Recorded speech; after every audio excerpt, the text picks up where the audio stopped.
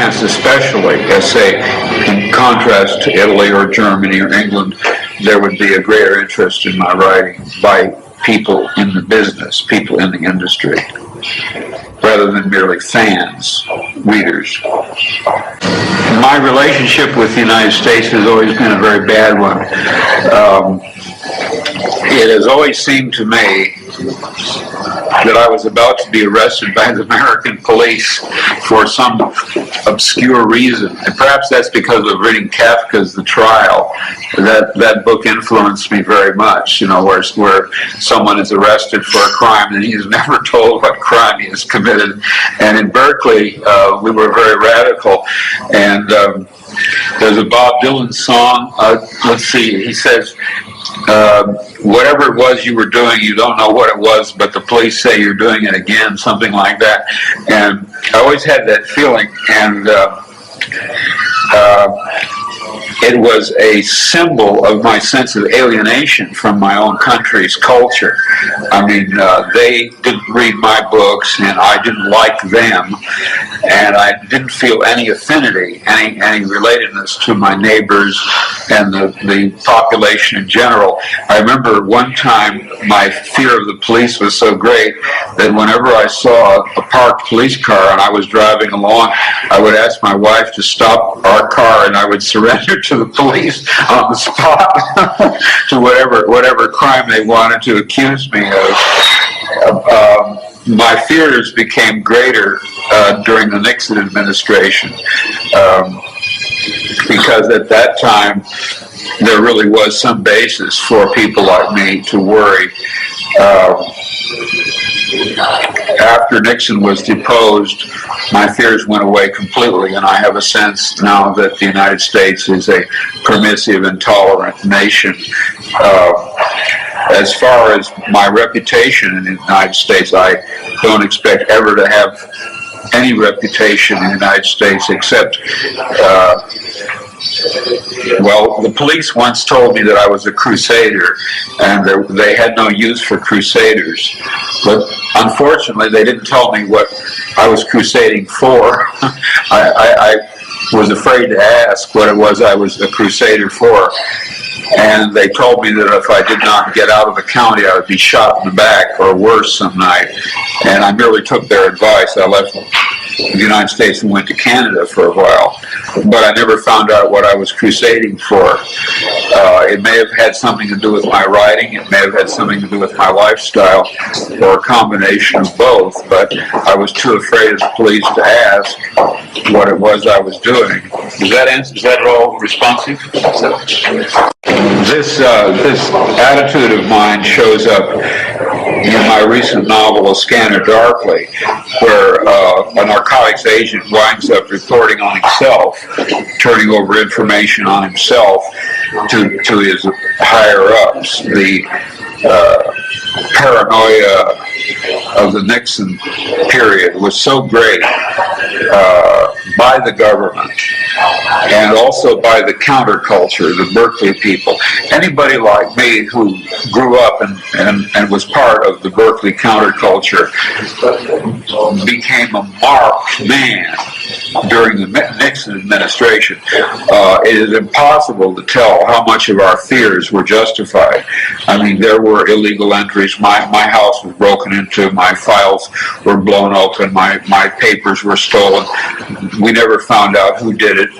My attorney said it was the government. There was no doubt that it was the government.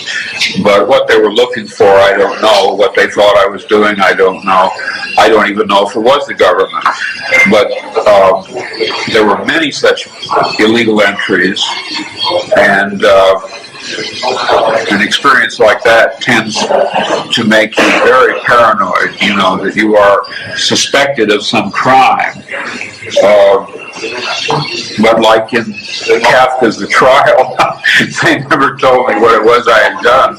They just told me I was a crusader, and they didn't have any need for crusaders. And the fact that I was an intellectual and a writer only made me more suspicious in their eyes. You've got to take into account that in the United States, to be an intellectual, to be a writer, is to wear a sign on your back saying, "I am an enemy of the state." I mean, it is something that is hard to understand, I think. There is such an anti-intellectual attitude in America. It's incredible, the suspicion that the authorities have of what they used to call eggheads. They used to call intellectuals eggheads. It was a term of derision. And the term originated in Nazi Germany. Most people don't know this. I happen to know this because I did a lot of research into Nazi Germany for my novel, Man in the High Castle. The term egghead was used by the Sturmabteilung SA. It referred to the fact that when they beat up people who were defenseless, their skulls cracked so readily against the pavement that the term egghead was evolved by the Sturmabteilung, and that term was carried over into the United States without any knowledge of its origin. However, the fact that that is the origin of the term egghead, which is the term used for American intellectuals, that origin tells a great deal about the kind of people who would use such a term.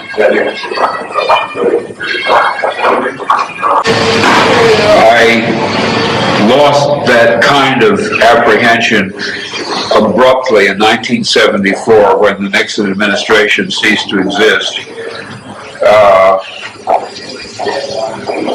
I doubt if the paranoia was irrational, considering the government that the United States had. Had my paranoia been irrational, it probably would have persisted after the Nixon government was deposed. But in March of 1974, the government's program of spying on dissident anti-war intellectuals, the so-called COINTELPRO, was abandoned, and in March of '74, my so-called paranoia disappeared completely. I felt a lifting of the oppression, the sense that there was a watching police agency which was monitoring our activities. I felt that sense lift in March of '74 and has never returned. And it was in March of '74 that the CIA's Operation Chaos, which was to harass, disrupt, and keep surveillance on American dissidents, was officially abandoned. So the kind of paranoia which Michael DeMuth noted, which was real, was based on the fact that we were harassed, we were under surveillance. We really were. There was no doubt about it whatsoever. I've seen my CIA file, I've seen my FBI file. Under the American Freedom of Information Act, I was legally allowed to see both files. The CIA opened my mail, the FBI had a file on me. I've seen both. I no longer have this sense of the police activity. It depends a little on what you mean by paranoia. If you mean a psychotic conviction that you're being persecuted, which is not in accord with reality, I don't think I had that. But boy, I sure thought the cops were watching everything I did. And I was correct. I was tipped off by the criminal underground that my house was being watched. The license plate numbers of every car that stopped in front of my house was taken. And these were not part of my imagination. These were actual events. Anyone who visited me, their license plate number was written down by the people next door. And I was told that the house was being watched, and that eventually my house would be hit, my files would be opened, my papers would be taken, and so it came to pass. As I said in the Rolling Stone article on me, when I came home and found my house consisting of nothing but rubble, ruins, chaos, broken windows, smashed doorknobs, blown open files, I said, thank God I'm not crazy. I have real enemies. It's a tremendous relief to discover that somebody really is after me.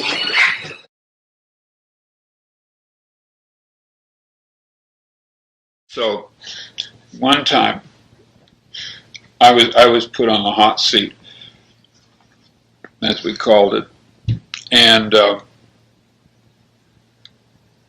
my old political days came back to me, and I rebounded with a thrust of fury at the managing director of the entire foundation, of the entire organization that was there at that time. And I just, all my old political, fighting instincts came out. And I finally had him admitting that, saying to me, you have no right to criticize this because you don't know enough. In other words, he was saying, in essence, you see, that it was an authoritarian thing. And it was, he was copying to the fact that you will do what we say, and you will do it without understanding. You do not know enough to criticize. You do not know enough to rebuke me. And I felt I had become part of a small totalitarian community, you see, in which no one-to-one relationships were permitted, no private conversations were permitted. People were encouraged to narc on one another, report. They would report at the meetings that so-and-so had said such and such, had been overheard saying such, and so on. And all this can be viewed politically, and all this can be viewed psychologically. And to me, it was all viewed dramatically in my writing, in the eerie and uncanny invasion of one person's world by another person's world. That if I invade your world, you will probably sense something alien entering your world, because my world is different from yours. And if you're strong, you will fight it. You must of course fight it. You should fight it. But we don't, because a lot of it is subtle, and we just have intimations that our worlds are being invaded. We don't know where this invasion of our personal integrity is coming from. It comes from authority figures in general. By definition, anyone who can impinge on your world and deform it and insert into it their value systems and their view of you is an authority figure. That's how we define authority figures, and is a menace to your psychological and moral integrity. Mm. Do you feel that any of your books are, in any sense, warnings against this? To what extent are you commenting on this, and to what extent are you writing it with a specific idea of getting a reaction from the reader? In other words, to what extent are you aware of the reader at all when you write? Oh, I'm very conscious of the reader. I am saying to the reader, the greatest menace that faces the human being in the 20th century is the coming into existence in our times of the totalitarian state, which can take many forms. It can take the form of, doesn't have to take the form of right-wing fascism. It can take the form of left-wing fascism. It can take the form of psychological movements. It can take the form of religious movements. It can be est, or it can be the Hare Krishna people. It can be Synanon, drug rehabilitation places. It can be powerful people, manipulative people. It can be in a relationship where you're in a relationship with someone who is more powerful than you psychologically. And essentially, I'm pleading the cause of those people who are not strong. I identify myself as essentially a weak person, a person who succumbs to authority and can only fight a rearguard defensive action against it, essentially a losing battle against it. That if I were a strong person psychologically, I would not feel this as such a menace. Probably, this is probably an indication of my own vulnerability to the fragility of my own ego, my own self system. This one psychiatrist who insisted that I was an alcoholic bullied me and bullied me and bullied me, and instead of fighting back, I just simply stopped going to it. Now, it would have been much better if I had confronted him head on. It would have been a sign of strength. It was not a sign of strength for me to stop going. it was a chicken shit thing to do, to just stop going. And I think, that I can speak for the people who are not powerfully armored against authoritarian authority figures and authoritarian groups and movements, states, blocks, and so on. That I speak for all the people who get victimized because they are essentially weak and do not have tactics of direct defense, and who are really ripped off psychologically. And this is one reason why my protagonists are essentially what's called anti-heroes. They're almost losers in a way, and yet, I try to equip them with certain qualities by which they can survive.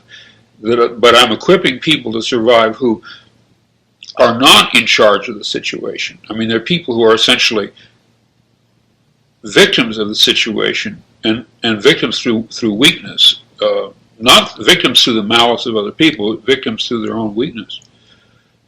And a corollary on this is that I don't want to see them develop counter-aggressive tactics where they essentially become exploitive and manipulative and develop, like I took some assertion training, and we were taught tactics of assertion, and these were just counter-fascist tactics. Absolutely. I mean, you just, all you did was you learned techniques by which you bullied other people, and so you then sallied forth into the world as another bully, and it was bully against bully. So it became a jungle where it was just whoever possessed the technique which was the most ruthless, the most selfish, the most cruel, the most heartless. I mean, we were taught to turn off our feelings. We were taught to strike out, to be impervious to other people's needs, and I object to that very strongly.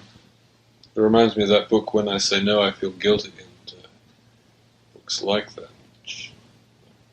Set it up. Does all of this? I mean, this all sounds very reasonable to me. I get the suspicion that at times people must have said, you're paranoid. And I wonder what your reaction is to that. I was told I was paranoid before my house was hit. That I was paranoid thinking it was going to be hit. I remember when I opened the door and found nothing but ruins everywhere. The windows and doors smashed in, my files blown open, all my papers missing, all my canceled checks gone, my stereo gone. I remember thinking, well, it sure is a hell of a mess, but there goes that theory.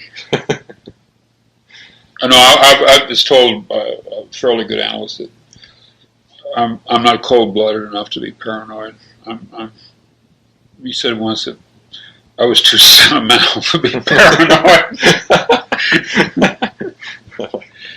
He said to me, you're melodramatic and you're full of illusions about life, but he said you're too sentimental to be paranoid.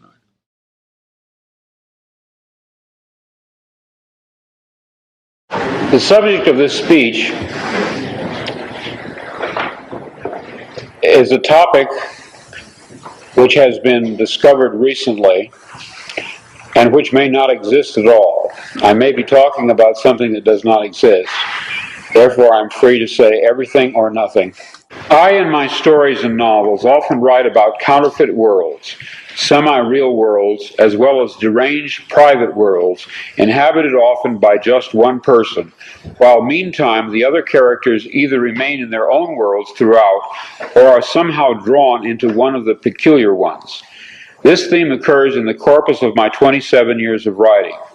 At no time did I have a theoretical or conscious explanation for my preoccupation with these pluriform pseudo-worlds, but now I think I understand.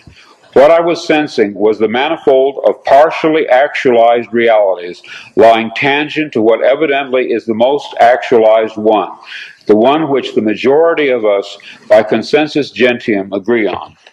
Later that day, back home again, but still deeply under the influence of the sodium pentothal, I had a short, acute flash of recovered memory. Then, in mid-March, a month later, the total body of memories intact and entire began to return.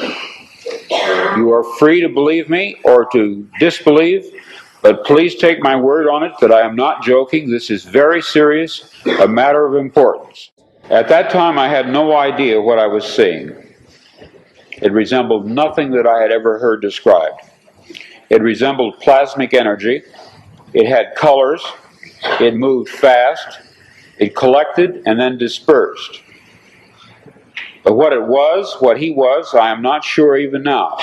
In other words, it's a common theme in my writing that a dark-haired girl shows up at the door of the protagonist and tells him that his world is delusional, that there's something false about it. Well, this did finally happen to me. I even knew that her hair would be black. I had an actual complete sense of what she would look like and what she would say. She did appear. She was a total stranger, and she did inform me of this fact, that some of my fictional works were in a literal sense true. I wrote out these dreams in novel after novel, story after story. To name two in which this prior ugly present obtained most clearly, I cite The Man in the High Castle and my 1974 novel about the U.S. as a police state called Flow My Tears, the Policeman Said. I'm going to be very candid with you. I wrote both novels based on fragmentary residual memories of such a horrid slave state world. People claim to remember past lives. I claim to remember a different, very different present life. I know of no one who has ever made this claim before, but I rather suspect that my experience is not unique. What perhaps is unique is the fact that I am willing to talk about it. We are living in a computer-programmed reality, and the only clue we have to it is when some variable is changed and some alteration in our reality occurs. We would have the overwhelming impression that we were reliving the present, déjà vu, perhaps in precisely the same way, hearing the same words, saying the same words. I submit that these impressions are valid and significant, and I will even say this: such an impression is a clue that at some past time point a variable was changed, reprogrammed as it were, and that because of this an alternative world branched off,